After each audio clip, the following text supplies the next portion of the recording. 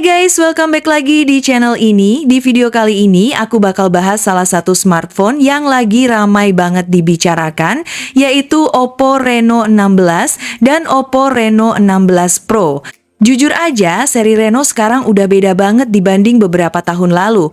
Kalau dulu Reno lebih dikenal karena desain cantik dan kamera selfie yang bagus, sekarang Oppo mulai serius masuk ke banyak aspek lain. Mulai dari performa, baterai, layar, sampai fitur AI yang makin canggih dan lengkap.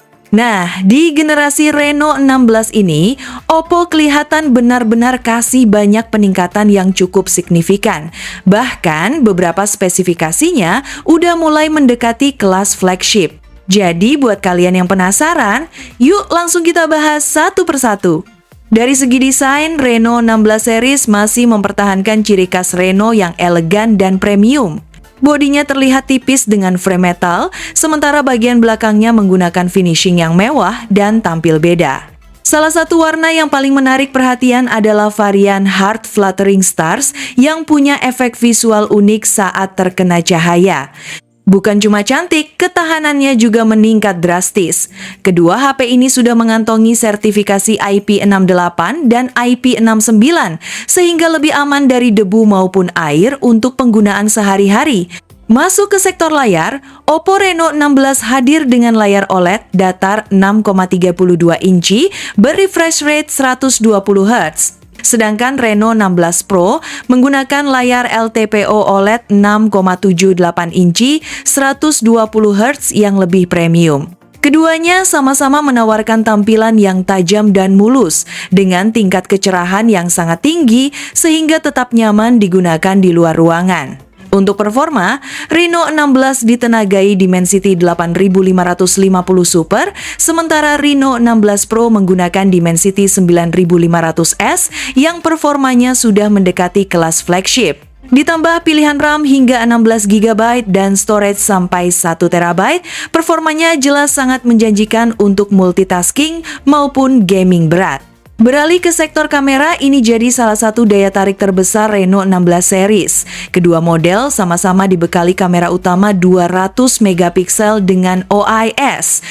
Menariknya lagi, Oppo juga menyematkan kamera ultrawide 50 megapiksel dan kamera telefoto periskop 50 megapiksel yang mendukung optical zoom hingga sekitar 3,5 kali. Untuk kebutuhan selfie juga nggak kalah menarik karena sudah menggunakan kamera depan 50 megapiksel autofocus, bahkan perekaman video depan dan belakang sudah mendukung hingga 4K 60 fps. Di sektor baterai, Oppo juga membawa peningkatan besar. Reno 16 dibekali baterai 6700 mAh, sementara Reno 16 Pro membawa baterai jumbo 7000 mAh. Keduanya sudah didukung fast charging 80 watt dan khusus Reno 16 Pro bahkan sudah mendukung wireless charging 50 watt. Untuk fitur lainnya juga sangat lengkap, mulai dari NFC, stereo speaker, ear blaster, fingerprint dalam layar, Bluetooth 5.8, dual SIM 5G, hingga Wi-Fi 7 khusus Reno 16 Pro.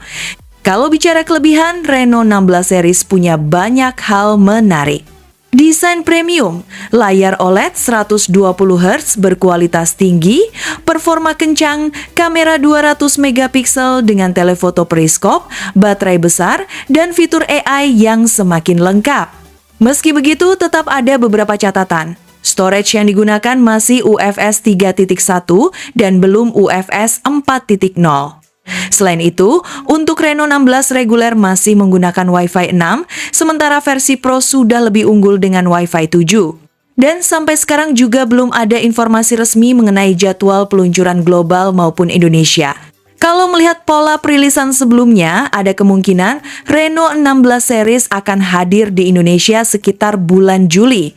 Untuk harganya sendiri, Reno 16 dibanderol mulai 3.499 yuan atau sekitar 8,5 jutaan. Sedangkan Reno 16 Pro mulai 4.499 yuan atau sekitar 11 jutaan. Menurut aku pribadi, Reno 16 series jadi salah satu seri Reno paling menarik yang pernah dirilis Oppo dalam beberapa tahun terakhir.